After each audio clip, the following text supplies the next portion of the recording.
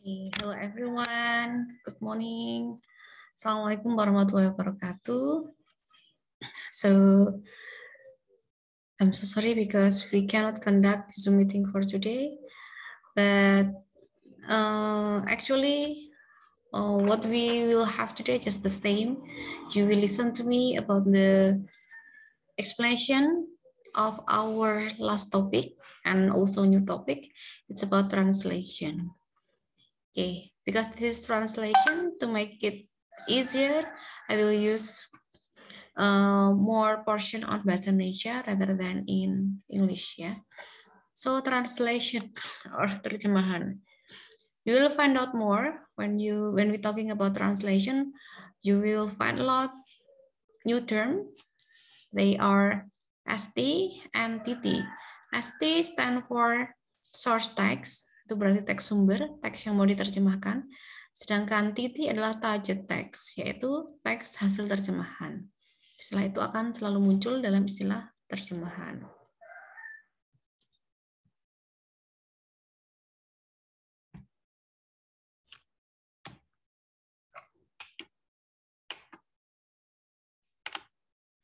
Next, why in this semester you need to have this kind of material? In this semester, the students are prepared to have ability in translation, so it can help the students to write their thesis or skripsi, or in STIPRAM we have tugas akhir or jurnal ilmiah ya, as the requirement of bachelor candidate. Jadi kenapa kita modali atau kita membekali mahasiswa STIPRAM dengan teknik terjemahan di IFT3 ini adalah karena harapannya ini kemampuan translation ini nanti berguna untuk Anda saat menyusun tugas akhir. Karena tugas akhir atau skripsi atau jurnal itu akan lebih baik hasilnya ketika Anda banyak banyak referensinya gitu. Lalu pariwisata sendiri itu tidak murni ilmu hanya dari Indonesia, tapi banyak juga ilmu yang dari penelitiannya adalah luar negeri. Jadi Anda akan banyak menemukan referensi sebagai bahan pendukung karya ilmiah Anda nanti itu dalam bahasa Inggris. Makanya nanti Anda akan banyak butuh terjemahan. Dan sedangkan Anda menulisnya nanti akan dalam bahasa Indonesia, jadi Anda butuh menerjemahkannya. And then this material is expected to help the students to produce and or translate some important text in their future profession. For example, maybe in the future you will be a guide, a writer, both online or offline, or important speaker who promotes Indonesian tourism object or tourism destination. Jadi nanti mungkin di your future profession atau profesi Anda di masa depan, contohnya misalkan guide, baik itu penulis online atau offline, atau Anda menjadi seorang pembicara nanti tentang pariwisata, Anda akan butuh banyak sumber. Ya, mungkin nanti banyak sumber juga yang berasal dari bahasa asing atau bahasa Indonesia, bahasa Inggris khususnya, jadi Anda butuh menerjemahkan. Nah, some translation technique. We are going to discuss about translation technique. Sometimes I call this as translation step ya, karena bisa digunakan satu persatu atau bisa digunakan sebagai tahapan atau step. Saya kadang menyebutnya steps ya, karena kita kadang bisa menggunakan satu teknik saja atau perlu teknik mendukung lainnya. Next. Oke, yang pertama adalah translation on word level. Yang saya highlight atau yang saya tebalkan. Oke, itu adalah kata kuncinya. Kata kuncinya dalam teknik ini, word level ini adalah dia hanya tataran kata. The arrangement is remain. Arrangement means susunan. Jadi susunan katanya masih sama, gitu ya. Word order is precisely remain. Sama persis. Precisely itu sama persis ya. Misal itu kita pakai teknik ini ketika kita pakai untuk menerjemahkan bahasa Jawa ke bahasa Indonesia, it has no problem ya, nggak masalah, karena mereka grammarnya sama. Aku lagi madang. Aku, saya lagi sedang madang makan. Aku sedang makan. Nggak masalah. Jadi mau pakai satu teknik saja cukup. Ya. Tapi bagaimana kalau ini diterapkan dari menerjemahkan Inggris ke Indonesia? Tentu saja nggak bisa ya. Ketika kita ngomong langit biru, langit sky lalu biru, blue. Jadi sky blue kan nggak juga, nggak bisa ya. Oke.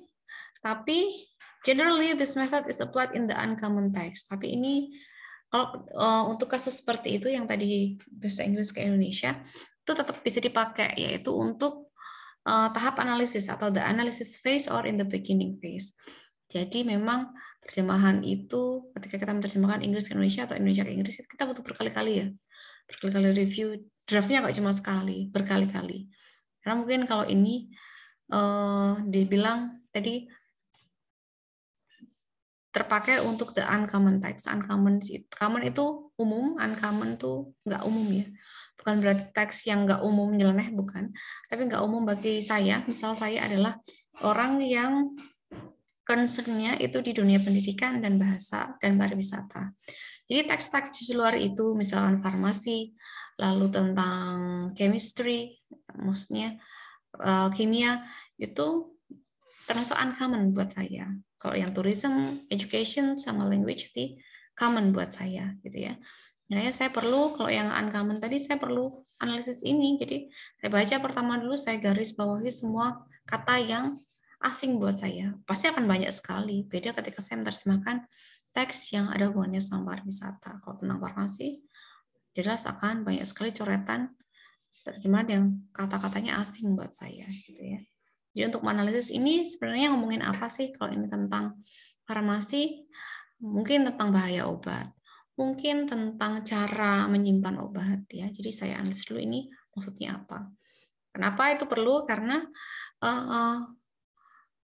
terjemahan itu kan tergantung konteksnya ya. Bisa kata take saja. Itu beda konteks, beda arti. Take bisa mengambil, ada memakan ya, berbeda-beda. Makanya terjemahan itu biayanya mahal. Kenapa? Karena kerjanya jelimet ya. Karena misal kita tahu kata teks biasanya mengambil aja, tapi kadang itu nggak pas diterapkan di teks tersebut. Makanya kita harus cari di kamus lagi, atau bahkan kamus khusus matematika, kamus apa ya definisi ya.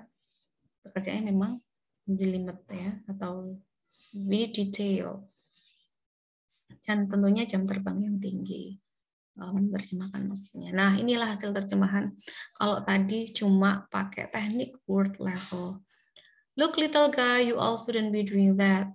Lihat little guy, itu jadi kecil anak. Kamu seharusnya harus tidak melakukan ini, gitu ya. Akan menjadi aneh ya. Itulah sebabnya. Nah, misalkan I like that clever student, saya menyukai itu pintar anak. So that's why teknik ini nggak bisa dipakai sendirian. Harus pakai teknik berikutnya. Setelah tadi ya draft pertama mungkin pakai teknik ini, kita perlu teks selanjutnya atau teknik selanjutnya yaitu literal translation. Nah, keywordnya dari similar grammatical construction. Nah, dia udah mulai mengadaptasi grammar teks targetnya. Jadi kalau kita teks target bahasa Indonesia ya menyesuaikan pakai grammar bahasa Indonesia gitu. Nah, hasilnya setelah tadi itu menjadi lihat anak kecil, sudah jadi anak kecil ya, kecil anak lagi. Kamu semua tidak seharusnya melakukan itu. Itu sudah baik-baik saja ya, walaupun kalau dalam bahasa Indonesia ini masih terlihat kaku, terdengar kaku, ya nggak natural. Nah, ini yang kedua adalah ada it's raining cats and dogs. Diterjemahkan jadi ini hujan, kucing, dan anjing. Secara word order sudah grammatically correct ya. Tapi ternyata masa sih ada hujan, kucing, dan anjing atau kucing dan anjing berjatuhan dari langit? Nah, ini membuktikan bahwa dua teknik tadi belum cukup juga. Jadi misalkan tadi jadi dua draft, itu belum cukup, perlu draft selanjutnya direvisi lagi, yaitu kalau pakai teknik tadi yang dua word level sama apa tadi ya, literal translation ternyata belum cukup. Nah, ini the sooner or the later the weather will change. Lebih cepat atau lebih lambat cuaca akan berubah. Benar, tapi orang Indonesia tidak umum menggunakan istilah seperti itu. Nah, kita butuh teknik selanjutnya, yaitu faithful translation. Nah, ini highlightnya ada di cultural value. Jadi nggak cuma word order, nggak cuma mengadaptasi unsur gramatikal, tapi juga memperhitungkan unsur cultural atau unsur budaya. Kita lihat gimana sih setelah unsur budaya yang dimasukkan dalam hal ini.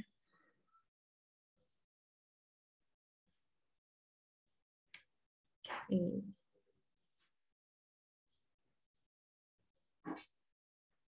Nah, ini unsur budaya ya.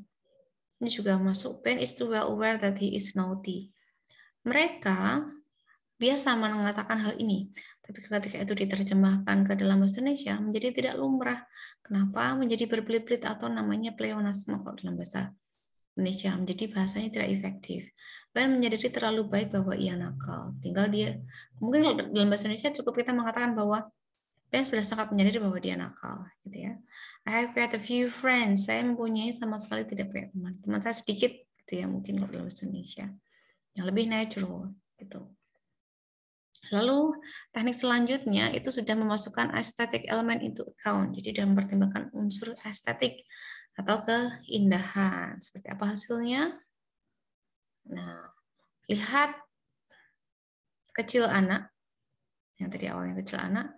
Jadi anak kecil. Nah, kamu semua. Jadi ketika grammatically sebenarnya correct ya. Kamu semua itu udah benar sebenarnya. Cuman ketika memakai unsur estetik, oh itu aneh sekali didengarnya, tidak nyaman. Karena orang Indonesia punya istilah khusus, yaitu kalian untuk menyebutkan kata kamu semua. Harusnya tidak melakukan ini. Harusnya tidak melakukannya. Itu lebih natural dalam bahasa Indonesia. Nah, I will go to New York tomorrow. Saya akan pergi ke New York besok. It's okay. Tapi orang Indonesia biasanya mengatakan atau menginfokan waktu atau tempat atau adverb itu ada di depan. Jadi besok saya akan pergi ke New York. Kemarin Joanna beri saya 2 tiket. Nah ini kemarinnya, yang awalnya di belakang, di depan. Ini kalau nggak mempertimbangkan unsur grammar, give, ini bisa kata give beda ya. Kata give itu bisa artinya memberi saja. Tapi kalau give dia tidak bisa diterjemahkan menjadi kata memberi saja. Karena kita tidak ada kata memberi, memberi, pemberian. Jadi kata give ini selain kata memberi, itu juga mengandung unsur lampau. Makanya walaupun di sini ada kata yesterday, kita juga tetap akan menerjemahkannya sebagai kemarin, atau 2 jam yang lalu, atau beberapa waktu yang lalu, seperti itu. Karena give di sini juga memuat makna sudah terjadi, ya. Nah, ini it's raining cats and dogs. Ketika sudah mempertimbangkan unsur estetik sama culture, ini menjadi hujan lebat. Hujannya lebat gitu ya. Kenapa ada cultural value sama aesthetic value-nya? Karena we have different culture ya. Kalau culture orang Indonesia ketika SD itu ya biasanya kan diminta bercerita tentang family, keluarga inti. Biasanya kalau orang Indonesia keluarga inti yaitu ayah, ibu, dan anaknya. Tapi kalau di sana itu ayah, ibu, anak, dan pets atau binatang peliharaan. Sampai di sana itu pets masuk keluarga ya. So this is common in America or in England if they have pets ya. Salah satunya adalah kucing dan anjing. Bahkan dalam satu rumah punya 2 sekaligus kucing dan anjing. Makanya keributan kucing dan anjing berkejar-kejaran di sana adalah suatu yang pemandangan yang hampir setiap hari, yang umum gitu ya. Dan itu ribut sekali. Makanya diumpamakan hujan yang ribut itu adalah hujan seperti kucing dan anjing gitu ya. Sebenarnya itu adalah heavy rain atau hujan lebat ya. His heart is in the right place. Hatinya berada di tempat yang benar. Itu kalau mempertimbangkan hanya grammar sama apa lagi word level tadi ya. Dia punya arti yang lebih dalam yaitu hatinya tenang ya. karena udah ada culture sama estetik tadi ya. Gimana sih rasanya kalau hatinya berada di tempat yang benar itu? Oh, dia tenang gitu ya. The sooner or the later the weather will change. Lebih cepat atau lebih lambat cuaca akan berubah. Nah, ini udah pakai aesthetic value sama cultural, itu cepat atau lambat cuaca akan berubah. Orang Indonesia biasanya mengatakannya seperti itu. Cepat atau lambat cuaca akan berubah. Lagi free translation. Nah, highlightnya ada di give priority to the content ya, rather than form of the text. Daripada bentuk, dia lebih mempertimbangkan unsur kontennya. Yang penting kontennya muncul, nggak harus ikutin bentuknya. Bahkan hasil terjemahannya nanti bisa menjadi lebih panjang. It's okay. Selama tujuannya adalah untuk membuat pembaca itu paham kontennya secara jelas. Nah, nanti hasilnya akan menjadi sangat berbeda. Itu diperbolehkan, namanya free translation.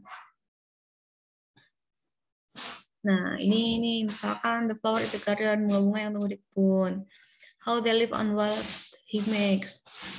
Ini kan harusnya kalau hanya mempertimbangkan bentuk saja, kan jadi bagaimana mereka hidup pada apa yang dia buat, gitu ya.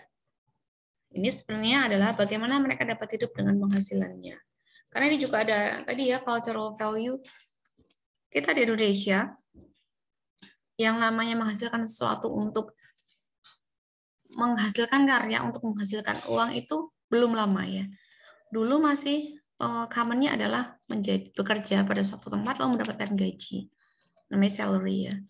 Tapi kalau di luar negeri atau mungkin ya saya kasih contoh Perancis atau di Eropa itu apapun bisa gitu ya.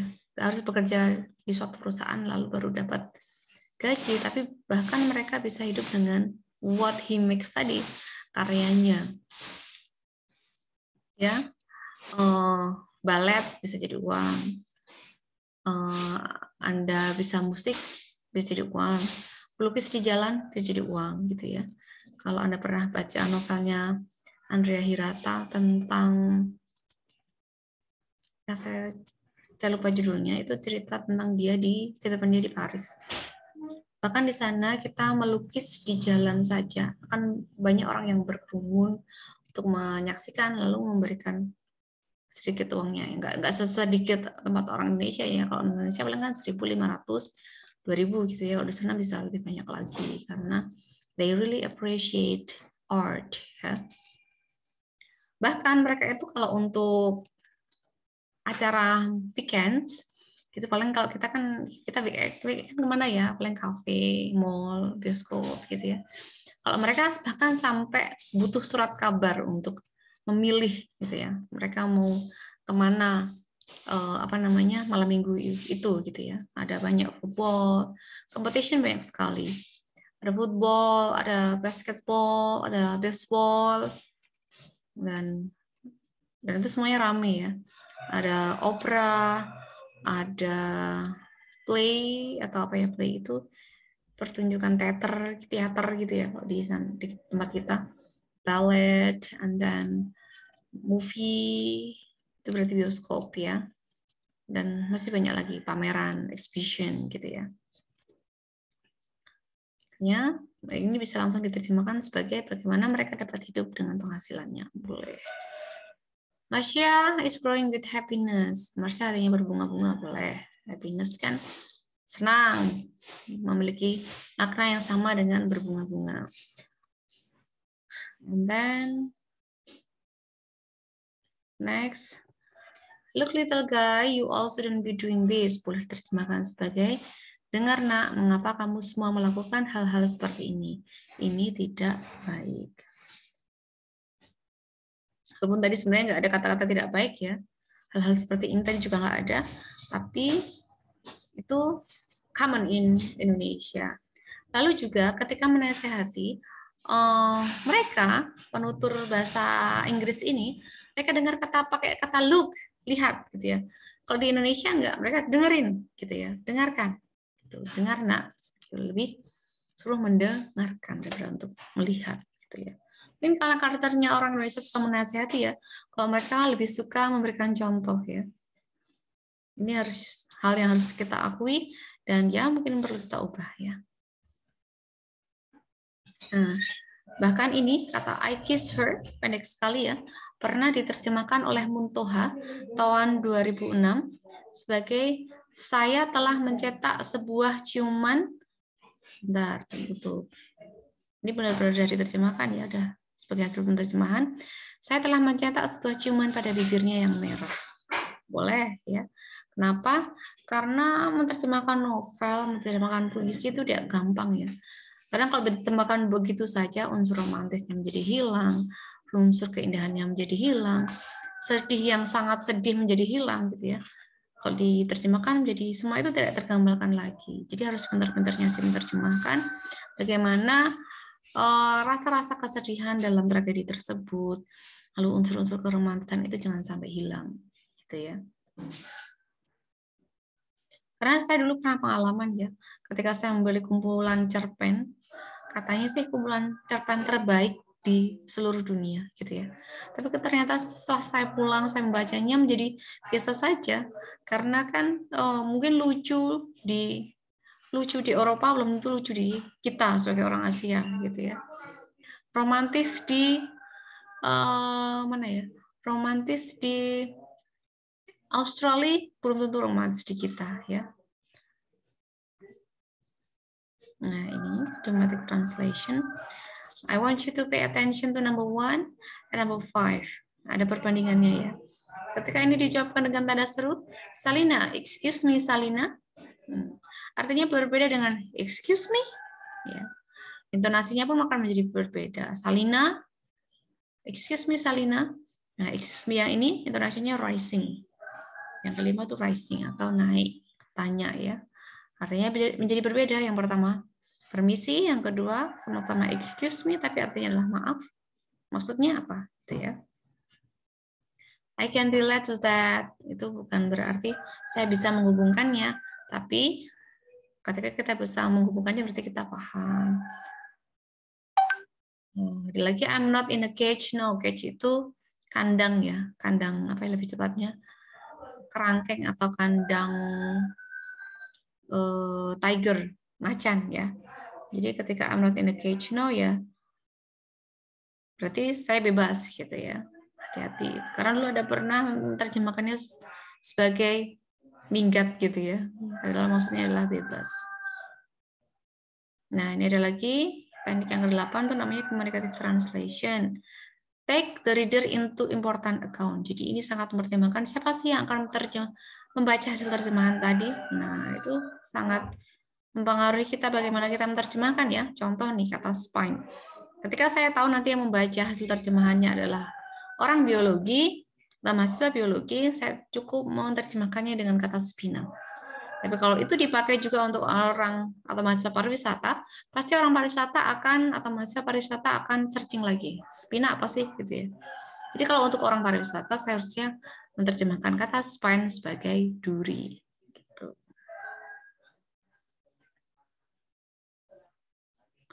Nah, communicative translation selain mempertimbangkan pembacanya siapa, juga mempertimbangkan unsur efektivitas. Awas anjing galak. Ini tidak diterjemahkan sebagai beware, awas anjing, dog, galak, vicious. Jadi beware of the vicious juga enggak ya. Karena enggak efektif. Jadi cukup dengan beware of the dog. Gitu ya. Awas anjing gitu. Maksudnya ya anjingnya karena anjingnya galak gitu.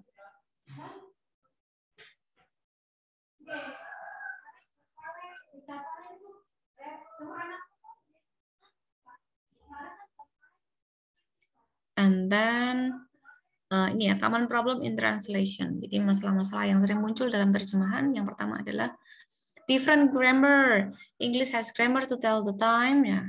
Contoh tadi kata give, jadi kita udah tahu ya bahwa itu udah lampau.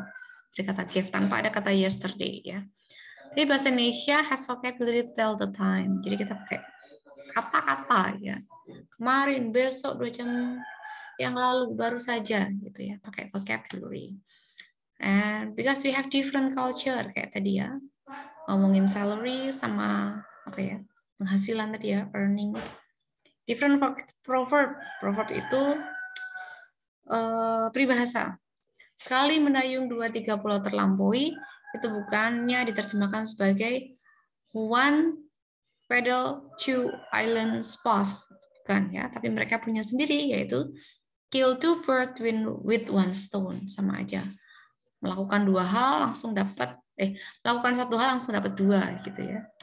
Nasi sudah menjadi bubur, mereka punya there is no use crying over the spilled milk, nggak ada gunanya menangisi susu yang sudah tumpah, gitu ya. Lalu problem selanjutnya yaitu has no similar word. Kita nggak punya, kadang kita nggak punya kosakata mereka, gitu ya, kayak mini sweet, gitu ya. Lalu junior sweet room, gitu kita nggak punya ya. Sweet maksudnya apa? Jadi kita harus kita lakukan dalam mendeskripsikannya. Kalau kata hospitality kita juga belum punya ya. Nah, yang ini silahkan Anda kerjakan. Ini yang istilah-istilah yang sering kita pakai ya.